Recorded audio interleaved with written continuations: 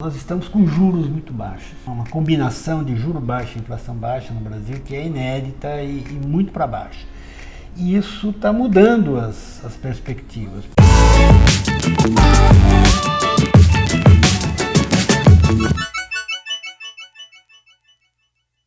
Estamos aqui novamente num papo com palestrante, desta vez com o jornalista Sardenberg. Não, Sardenberg, obrigada mesmo. Ele está nos recebendo na casa dele e é um grande prazer estar aqui. E eu queria já começar perguntando, fala para mim, um jornalista que estudou filosofia, como conseguiu chegar a ser o jornalista mais premiado de economia? Fala para mim. Sabe, Sandra, aí a vida foi levando. Eu planejava, eu fiz científico na época, né, era o segundo grau, era científico, e eu planejava, pensava em fazer uma escola de medicina, por exemplo.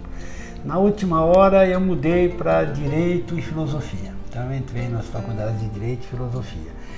Eram os dois cursos na época? Os dois cursos. Ah, que interessante. Tá. Podia fazer os dois cursos na mesma universidade, na USP. E eu fui levando, e aí comecei a me encaminhar para uma carreira acadêmica. Eu dava aula no cursinho do Grêmio, depois no cursinho Equipe, e estava meio que encaminhado para uma carreira acadêmica. Aí veio o AI-5, a universidade foi fechada, né? Praticamente fechada, os professores foram demitidos, os professores com os quais eu ia trabalhar foram demitidos, não tinha mais aula. O resumo é que foi um ano muito ruim, eu fiquei sem diploma, porque não podia terminar o curso, e também já não podia mais dar aula no cursinho, e aí pintou uma oportunidade no jornalismo. Aí, na época, eu fiz um teste, comecei o jornalismo, e aí gostei muito. Quando eu comecei no jornalismo, eu gostei muito da redação e de estar naquele vibrante, ambiente, né? Aquela redação, você chega aí sobretudo a redação do Estadão, então. Eu conheço. Redação e tal, e era muito coisa. E aí eu fui seguindo carreira no jornalismo. Eu fui redator geral, depois eu fui para a seção de editoria de internacional, depois fui para a editoria de política. Demorou para chegar na economia. Eu fiz esporte e tal. E aí eu fui parar na economia lá nos anos 84, 85, por uma circunstância. Eu trabalhei na campanha do Montoro para governador de São Paulo. Chegou a ser secretário, não foi? Aí eu fui para a Secretaria da Fazenda, não como secretário, como assistente. Tá. E aí fui para a Secretaria da Fazenda e aí lá comecei, me aprofundar mais nas questões econômicas. E aí aconteceu uma coisa muito importante, que eu comecei a trabalhar junto com alguns economistas que estavam no MDB na época e que estavam preparando o Plano Cruzado, né? Estudo lá de economia, preparar o Plano Cruzado. E eu fiquei meio associado ao grupo e eu redigia os textos, distribuía os textos entre políticos e tal. E assim eu fui ficando cada vez mais estudando economia e tal.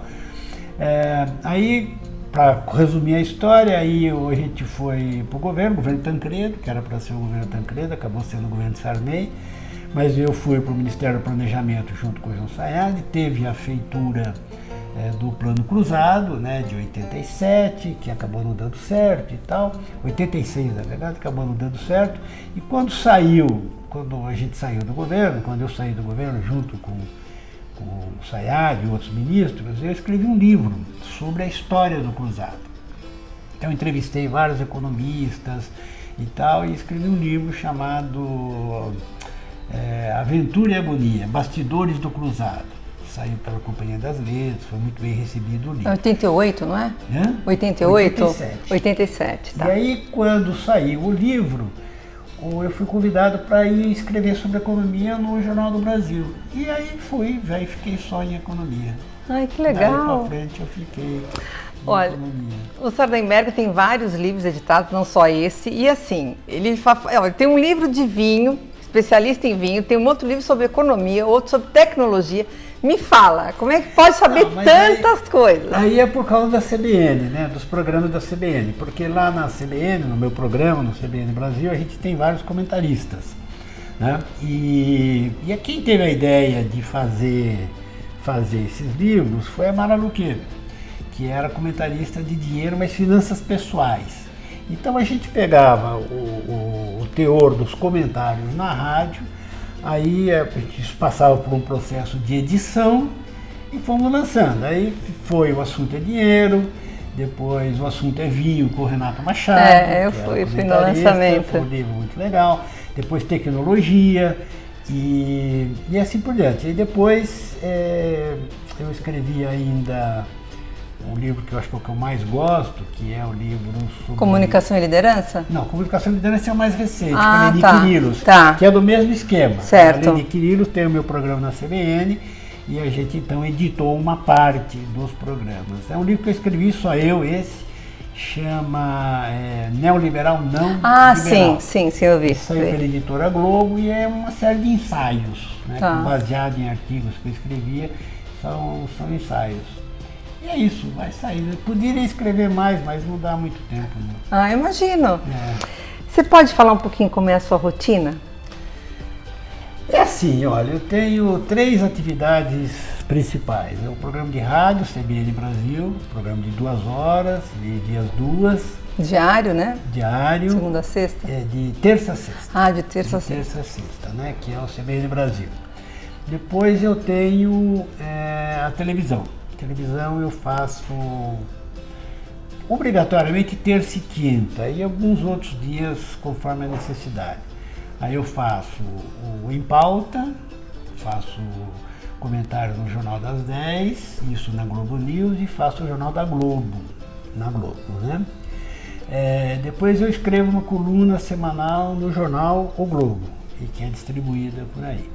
E depois eu faço vários comentários ao longo do dia na Rádio CBN, né? Um de manhãzinho e outro no final do dia. Não são vários, são 2. E as palestras. Sim. Dá tempo para fazer uma palestra ou outra, né? Vai encaixando aqui ali, né?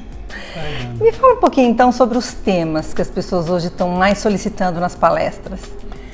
O que me pedem muito que a gente chamaria assim no sentido geral de cenários, né? Que é uma avaliação geral da economia e da política, né? Porque um dos temas que eu sempre desenvolvo é que as avaliações econômicas, os cenários econômicos, eles dependem muito de momento político, de ambiente político, tanto nacional quanto internacional. Então há certos programas, certas reformas que só podem ser feitas conforme tiver um ambiente político favorável ou não. Então eu faço uma mistura, né, de cenários econômicos e cenários políticos. E é isso que o pessoal vê, né? Quer saber, bom, já são muitos anos nessa estrada, né? Então tem períodos de bonança, períodos de crise e tal, né? Mas a ideia geral é sempre essa, um olhar para o futuro, né? Sim. Um olhar de mais perspectiva. Né?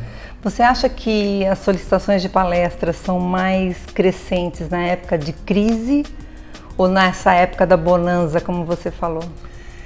Aí eu não sei te dizer, porque tem uma variação que é a seguinte. Na época de crise, quer dizer, é uma difícil combinação, que eu não sei como é que é bem. Na época de crise, as empresas mais precisam de informações e de informações externas. Porque a empresa tem aquelas informações que elas mesmas geram, né? Mas elas precisam de informação externa. Então, precisariam de palestrantes externos. Claro. Mas, ao mesmo tempo, em época de crise, eles estão em contenção de despesa. Não é? Estão em contenção de despesa. Então fica meio...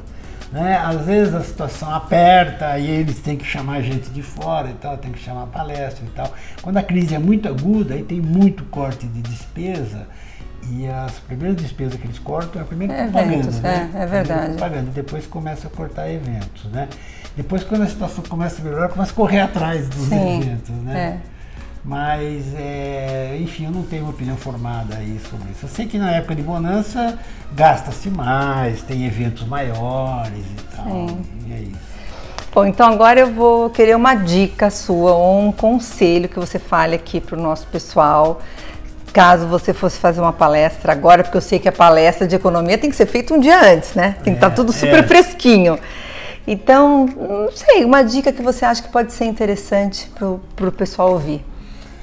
Olha, o que está acontecendo hoje no Brasil é uma combinação, nós estamos com juros muito baixos, né?